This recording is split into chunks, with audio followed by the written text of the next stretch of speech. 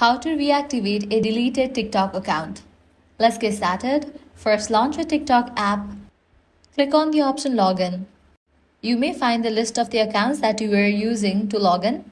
If that's the account that you want to reactivate, you'll need to click on it, or else click on the option Add another account. Provide the credentials, email or the username and the password. With that, you'll be directed to this page. Reactivate your TikTok account. Click on the option Reactivate. Just with that, you'll get access to your TikTok account. Please note that you are able to reactivate your TikTok account before the completion of 30 days of deletion. If you have completed 30 days of deletion, you won't be able to reactivate it. But before that, you can easily use your credentials and reactivate your account. And that's it. If this guide helped you out, do not forget to like, share, and subscribe. Thanks for watching.